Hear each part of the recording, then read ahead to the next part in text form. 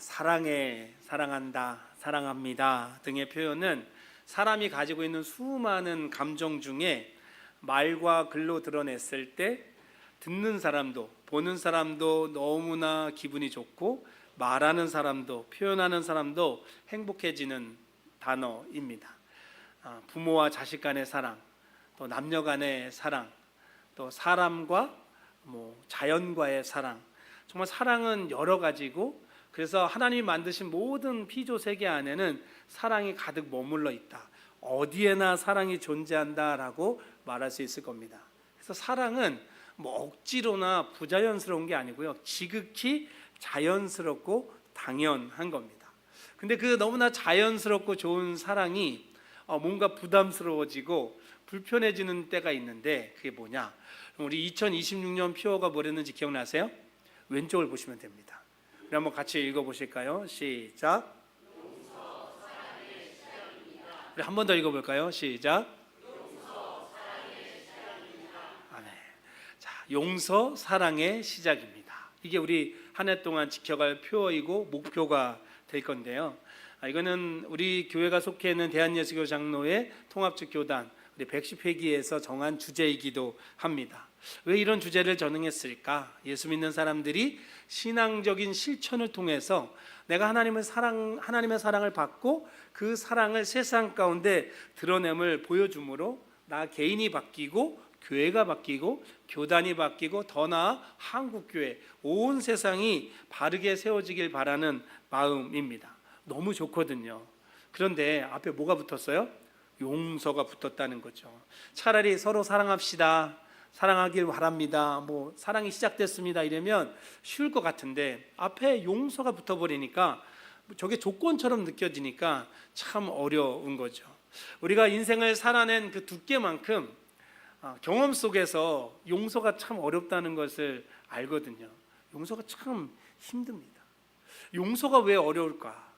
그냥 머릿속으로 생각해 볼 수도 있지만 좀 구체적인 자료를 찾아보려고 여기저기 찾아봤더니 정신의학 신문이라는 게 있더라고요. 그중에 여러 개의 칼럼을 읽다가 용서의 심리학, 용서는 왜 필요한가 라는 글에서 왜 용서가 안 되는지를 적어놨어요. 전문가들이 쓴 거니까. 뭐라고 써있냐면 이렇게 돼 있어요. 피해받은 상황이 자신에 대한 부정적인 인식이나 정서와 관련되기 때문이다. 확 이해가 되세요? 확까지는 안 되죠. 뭔가 알듯한데 애매하잖아요. 근데 여러 번 읽어보니까 어려운 말이 아니더라고요. 예전에 나를 힘들게 했던 과거의 상처와 어려움이 지금 나에게도 있는 거예요. 그래서 용서가 안 된다는 거예요. 당연하겠죠. 그게 없으면은 용서가 되겠죠. 근데 여전히 남아있으니까 용서가 잘 되지를 않는다는 거예요. 그래서 제가 열심히 읽어봤어요. 그러면 이유를 알고 싶은 것보다 왜를 알게 됐으니까 이제 어떻게 하면 풀 수 있을까를 궁금해서 읽어봤더니 마음에 드는 쏙 해답은 없는데 마지막에 한 줄 이렇게 써 있었어요. 정신의학 전문가에게 심리치료를 받으십시오. 이게 정신의학 신문이니까 당연히 자기들을 홍보하고 와서 치료받아라 라고 하는 말인데 그냥 웃어넘길 일은 아닙니다. 왜냐하면 필요하기 때문이에요. 교회를 다니는 믿음이 있다는 사람들이 많이 실수하는 게 뭐냐면 마음이 막 어렵고 피폐해지고 그래서 막 정신적으로 괴로워지면 그래서 막 삶의 자리에 영향력을 미쳐요. 어려워져요. 사회관계가 잘 안 돼요. 그러면 옛날에는 이랬어요. 귀신 들렸어. 귀신 들렸어. 저 귀신을 쫓아내야 된다고. 아니 무슨 옛날에 굿하던 거랑 똑같이 귀신 이렇게 생각하는 분들도 참 많았거든요. 물론 그럴 수도 있겠죠. 근데 그렇지 않습니다. 오히려 어떠냐면 이 현대 사회를 살면서 많은 이들이 우울증을 호소하거든요. 근데 이 우울증이 예전에는 특별한 한두 명이었다면 이제는 마치 감기에 걸리는 것처럼 모두에게 올 수 있습니다. 그래서 그것을 부끄러워할 일도 아니고 누구에게 뭐라고 할 일도 아니고 그냥 자연스럽게 내가 감기가 걸리듯이 우울증이 왔구나 라고 하면 어디 가면 돼요? 병원에 가서 진료를 받고 치료를 받으면 되는 겁니다. 이분들의 말이 맞아요.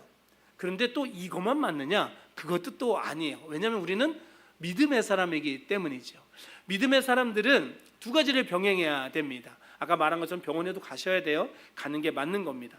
그리고 중요한 건 뭐냐면 내 영혼의 문제를 해결해야 돼요. 무엇을 해결해야 된다고요? 내 영혼의 문제를 해결해야 됩니다. 이 영혼의 문제, 우리의 영혼은 누구의 형상을 따라 지음받았죠? 하나님의 형상을 따라 지음받았기 때문에 우리가 서로를 바라보면 하나님이 막 느껴져야 됩니다. 한번 옆에 보세요. 성도님들 보세요. 하나님 막 느껴지십니까? 크게 대답해 주세요. 느껴지세요? 네, 느껴져야 됩니다. 느껴져야 돼요. 얼굴만 봐서는 잘 모르겠는데요. 맞아요. 우리가 함께 생활하고 신앙하면서 그 사람의 성품 속에 이렇게 쏟아 나오는 하나님의 성품을 볼 때, 저 사람이 하나님의 형상을 닮았구나 하는 거죠. 근데 우리가 그렇게 지음받았음에도 불구하고 아담이 죄를 짓고 그 죄가 이어지고 우리 또한 하나님과 멀어지면서 하나님의 형상을 다 잃어버렸어요. 그러다 보니까 어떻습니까? 이것을 회복하지 않고는 아무리 병원에 가서 치료를 받아도 완전히 되지 않는 거예요. 그러니 하나님께로 가까이 나가서 하나님 날 좀 고쳐주세요라고 해야 되는데, 문제는 하나님의 형상을 잃어버리고 나니까 하나님께 가까이 가지도 못하는 거예요. 접근을 못하는 거예요. 그래서 어떻게 하시는 거예요? 오늘 본문 6절과 7절 말씀 한번 같이 읽어보도록 하겠습니다. 6절과 7절 한 목소리 있습니다. 시작.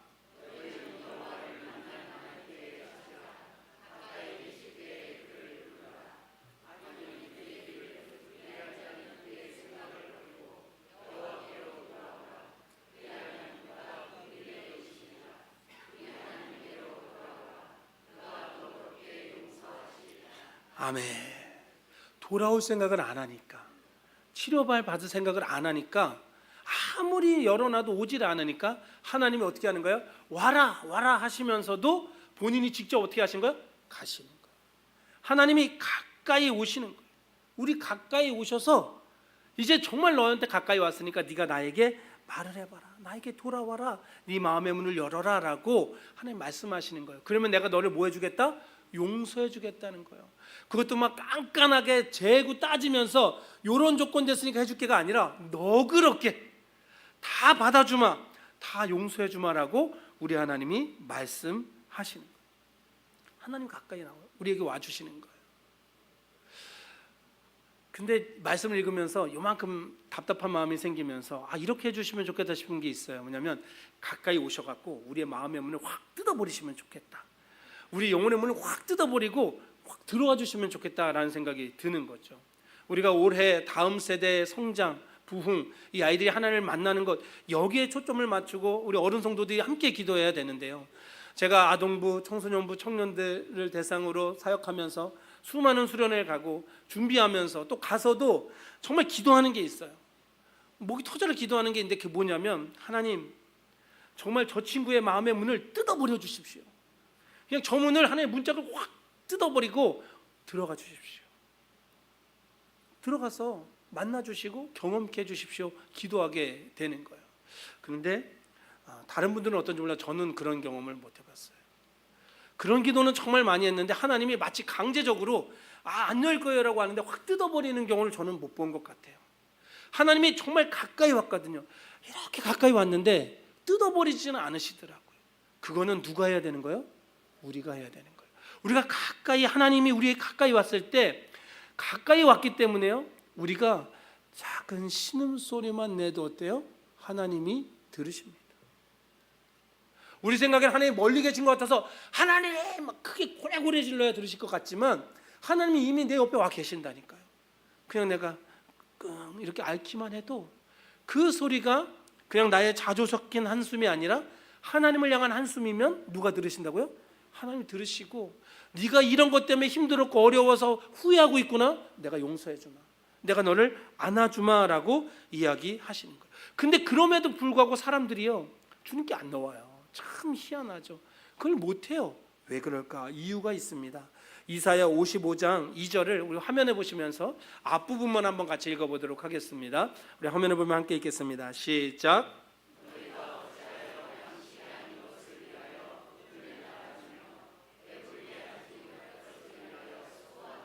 아멘. 너희가 양식이 아닌 것을 먹겠다고 막 샀다는 거예요. 돈을 막 지불했다는 거예요. 너무 바보 같죠. 근데 그런 행동을 계속하는 거예요.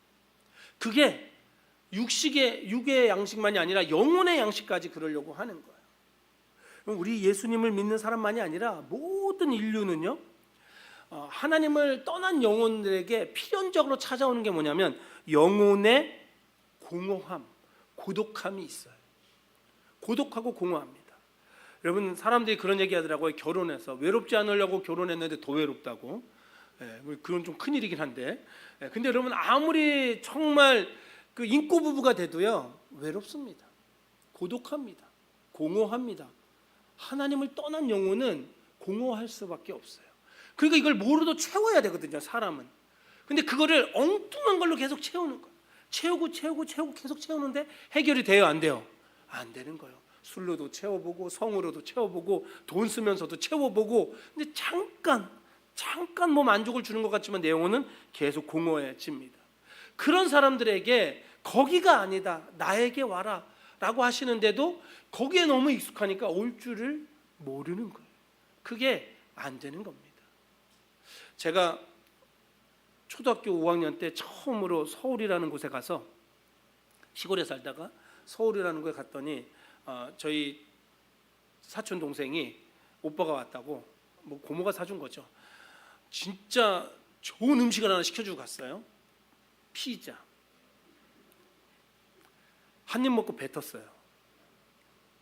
서울 사람들은 왜 이런 걸 먹을까?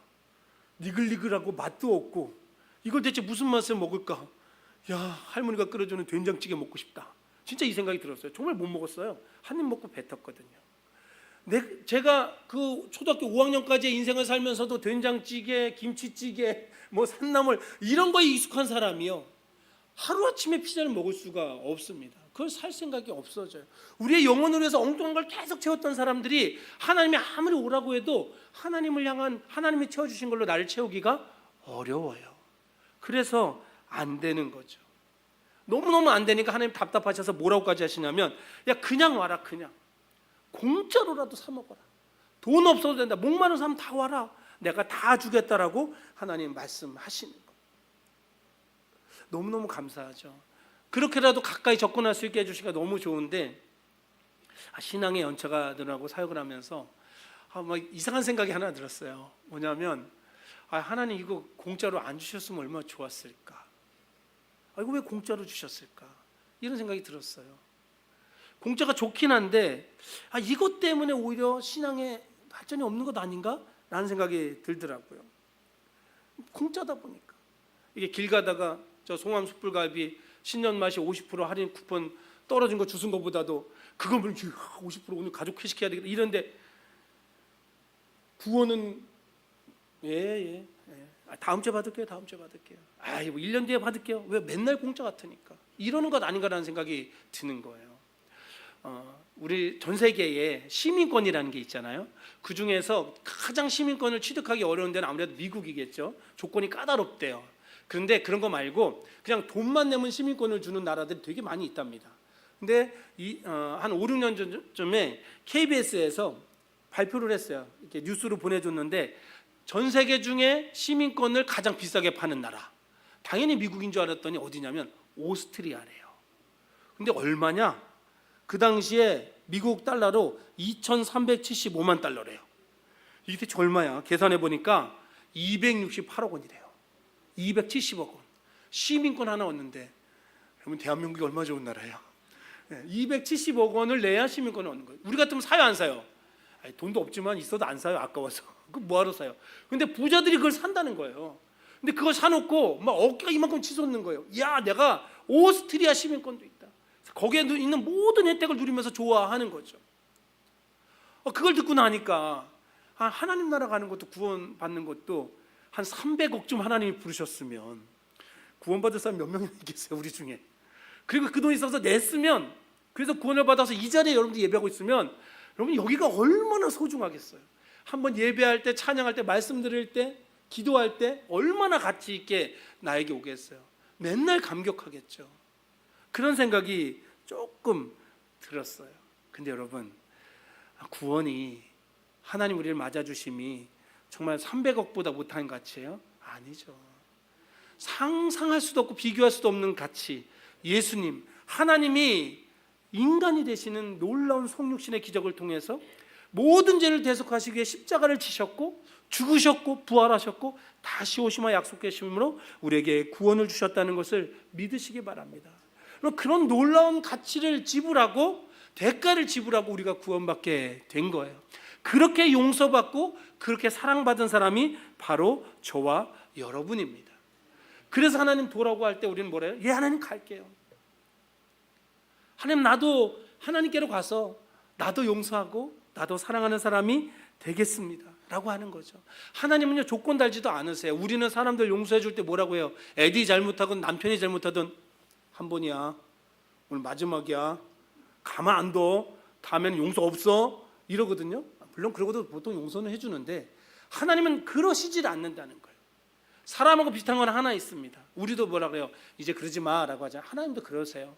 가늠하다 현장에서 잡혀온 여인에게 용서는 해주시지만 다시는 가서 이런 짓 하지 마라 라고 말씀하시는 것처럼 하지는 마라, 하지만 요번만 용서해 줄 거라고 단정 짓지 않는 거예요. 그만큼 열려 있어서 우리를 용서하시고 사랑해 주시는 거죠. 용서, 사랑의 시작 어렵습니다.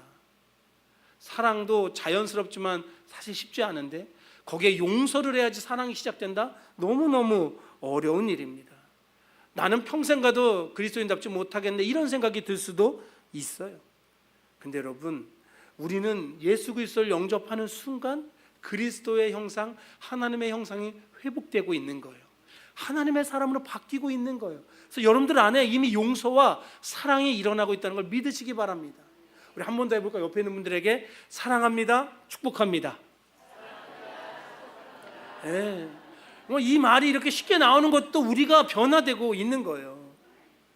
근데 완전히 되지는 않았죠. 믿음이 도깨비 방망이가 아니라니까요. 그냥 뿅 바뀌는 게 아니에요. 여러분 안에, 그러지 않길 바라지만 교회 안에도 조금 이렇게 보기 싫을 때가 있는 사람이 있을 수 있죠. 없길 바랍니다. 근데 그런 사람이 혹 있어서 내가 결정을 하는 거예요. 용서해야지. 집에서 내가 성경 읽다 보니까, 기도하다 보니까 내가 그 사람 용서해야지, 내가 사랑해야지. 그래서 마음으로 결정을 했어요. 내가 이번 주에 교회 가면은 이 사람한테 얼굴 보고 환하게 웃으면서 어머 김 지사님 오늘 너무 예뻐요, 막 이런 말 해줘야지 생각한 거예요. 그냥 하지 말고 겨울이니까 내가 장갑이라도 하나 사줘야겠다. 장갑까지 샀어요. 그 교회 딱 왔어요. 이제 그런 마음을 먹고 왔는데 올라오는 내내 마음이 점점 자신이 없어지면서 얼굴 딱 마주봤는데 어머 김 지사님이 아니라 어떻게 해요? 어머 하고 피워. 다시 숨어버려. 저 사람 주려고 했던 장갑은 누가 껴요? 내가 끼는 거죠 뭐. 그럼 우리는 어떻게 생각합니까? 나는 용서하지 못하는 사람이구나, 난 사랑하지 못하는 사람이구나. 아니요 여러분, 용서의 사람이고 사랑의 사람이에요. 우리가 이미 기도하면서 내 저 사람 용서해야지, 사랑해야지 용서한 거예요. 저 사람 위해서 장갑 하나 살 때 여러분 그게 얼마인지가 중요한 게 아니라 그걸 살 때 내가 이미 용서한 거예요. 그런데 사람이다 보니까 어쩔 수 없이 또 얼굴을 마주하니 그 정신의학 전문가들이 말하는 것처럼 옛날 게 또 떠올라서 아직 그걸 다 하나님의 사랑으로 지어내지 못해서 얼굴 보고는 못하는 거예요. 그럴 수 있는 거예요. 그럼 말씀드렸잖아요. 믿음은 도깨비 방망이가 아니에요.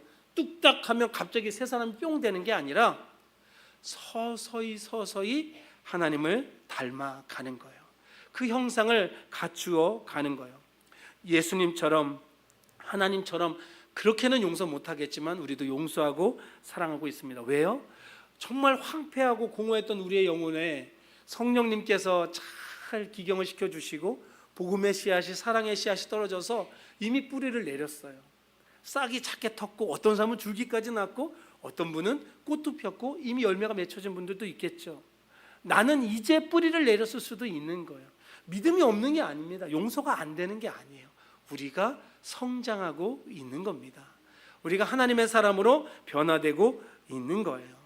사랑하는 성도 여러분, 용서의 나무가, 사랑의 나무가 자라고 있는 여러분들에게 예쁜 꽃이 피고 아름다운 열매가 맺어지도록 계속해서 하나님의 말씀의 영양분을 받으시기 바랍니다. 계속해서 성령의 담비에 젖어지기 바랍니다. 계속해서 하나님의 따뜻한 사랑의 빛에 마주하시기 바랍니다. 그때 용서, 사랑의 시작은 이미 시작되었고 더 큰 사랑으로, 더 큰 용서로 모두를 끌어안고 그리하여서 하나님이 원하시는 개인, 가정, 교회, 이 나라와 민족이 될 줄 믿습니다. 기도하겠습니다.